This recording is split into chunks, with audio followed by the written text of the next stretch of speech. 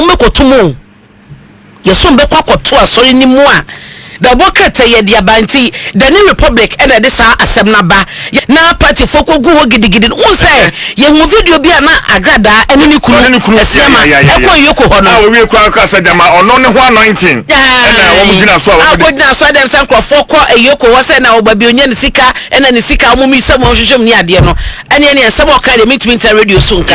say yoko gu so ye hwehwemu no mo se complain bi o manya ne kire say o de asori dan no aye kataso momuaso ena wo di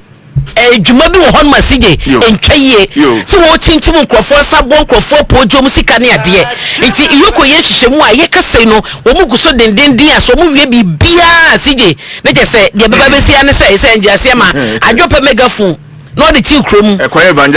evangelism because aso da ne de closing matata de chese no so wansem no na papa yi wo hye ne djuma wodi ye ne so mo no ye Ghana mrese bedwani e no hye ne kwa ye koye by election na ne yere so ne yere so ye sofo in fact so sofo ma me da bi o ye sofo ankasa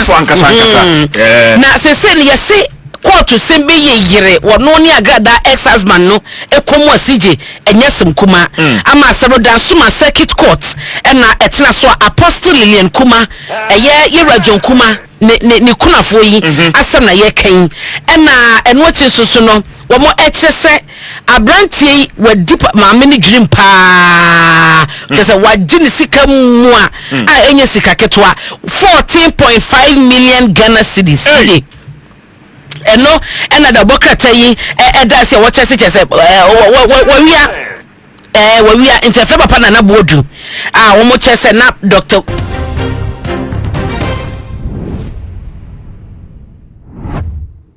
abusia sabre ehwehwemu ababeto monte so chese se adum bi amfefia ye mama part na sorry dan ya waje na chi ama endulesi ama ateki oba no yeko ebekwa kotum enye no kwa ne former husband ya woni ni jaye so ababeto monte so se woni ye sofu maame ya na wo ye MP ya wafi mu mejejo Kumah ne yere no wo mugina court de dendi a wo chese papa yi agu maame na faso a enya asem keto e kame ya se ehwehwemu koso wie no asa ko ka ne yere ho ewo ensam mu nsam ena me baba so ma mesrew so we me subscribe button na de ba na kan so na be na upload so for only first person ya wonsa ebidi kan akabi eye too much GH eno ni gusa wo hwe gusa se ebo de ransam no mu de a na ka nyina nim se ma me pass asem ba yi ye kopi mu wo court ayen franko ye fama sa be de court de asem na wiam odini 15 year jail sentence amano ya kokopi mu e wonsa wo link nim se etu atwa na so sa be hwe mu a e koso e wo yoku e kire se maami asori dan na e de sika so aye ye heavyweight champion no eye ade bia eye camouflage ade na wode eye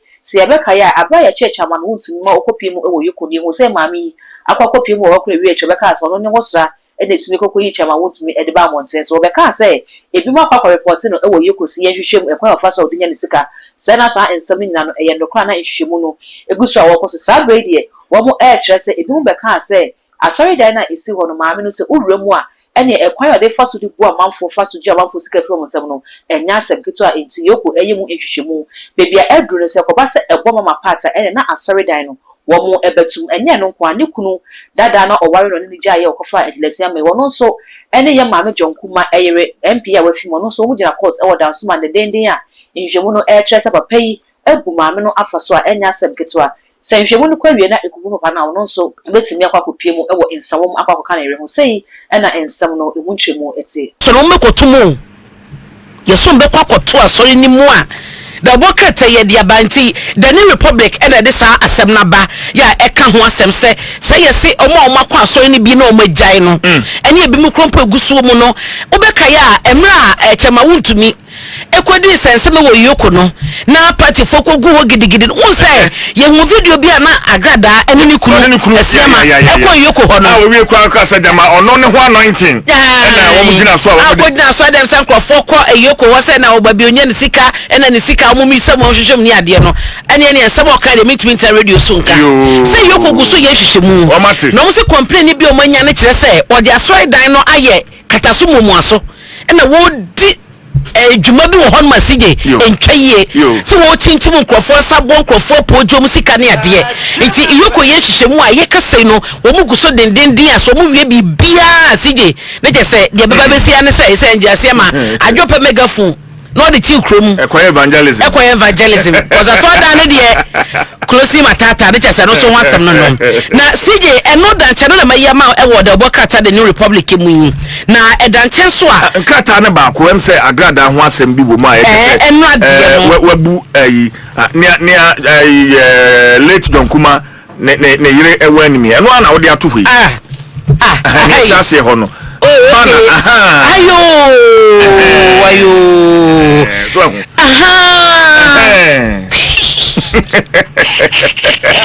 ekasai eni ana me de wo ekoda bokata ya ne feto so edu eni ne du ba ko honom no wo se na Agradaa beka ya na ye mami na waware eno ati no ne kunu no asense bi ba ya awarigo e ba ya na sa warija e ba ode be ode na ne asia ma e be se hoyi na sa ne kunu na ye ka na sem yi na CJ da bokata yi ebo eho ama ne se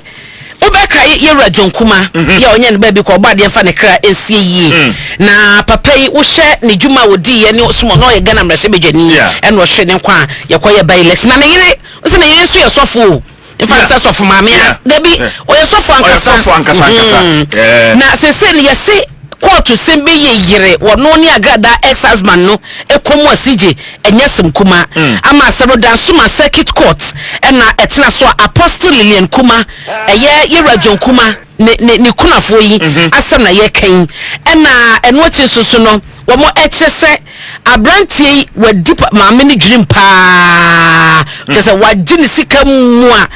enye sika ketwa 14.5 million Ghana cedis eno ena da bokata yi da se wo chese wawia interfe papa na bodu wo mo chese na Dr. Kumah ya onya ne ba bi koyi na wodi ne di pa ne ade a chese ne bibia no mo nyumade ne ade nyinam no wodi mu akotene na da bokata yi chese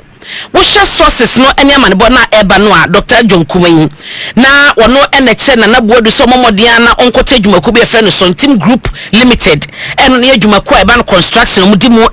na omoye fa so they into construction na eno no ne chese contract ni ade no aban dia woje ankrankra dia woje da bokata yi chese sa company omuti no 2016 no ansampo na MPP eba power etu omuti wie ye no ene won sense bank ho krata ene ade no onso bo bie account on National Investment Bank NIB na GT Bank ya John Kumah ni sister ene na manage account na wo mo chese eyentiase omu nyina ekoye na Sontim Group no chese ebe hyase be gina ne naso contract eba sika eba ene ade ne account na enamu na omu chese ye John Kumah ewie ye no sana na bodo ye kan na asem ya Dr. Kumah extras ne gini di ye no edane na chi ekire busua no na wono akasa etimi kokosesa bank account no signatories nya ne CJ osesa no account mienu anaba ko NIB ba ko GT Bank no wasesa account ni nyina anasika ewomu no esa account mienu no 14.5 million Ghana cedis na omo chese na bodu omo chese wo ya wepa agreement na wo won ma board resolutions ni ade nyina wo mo dwo sa ehase wasa account mienu ho no na mo na wotu ne nam so ma aye osofo Apostle ni Kumah enso so etabi asam no de kodan court etsi se me no ekasa die kane na Agradaa ni kunu ne ex-husband na woni na jai no ne ho asebe e feda na bodu no se de etie eno no iti no na chese court no guso a eti asem no so a wo mo eka emu amane nyina na eno chi so no CJ mede wo ekọ da boka entemusia ensabwe na ene da babesum na message so bi jawa dwentre e wo comment section ho e dia ma na fi wo mi subscribe button no so e too much GH aya kai so de go na be kan so na be na upload YouTube so the first person ya wonsa e bi di kai akabi all the social media platforms so ko wa e too much GH o subscribe no wa like no wa share na wo nwa bi so enye bi ahwe adwa papa bi enimidi e be sensia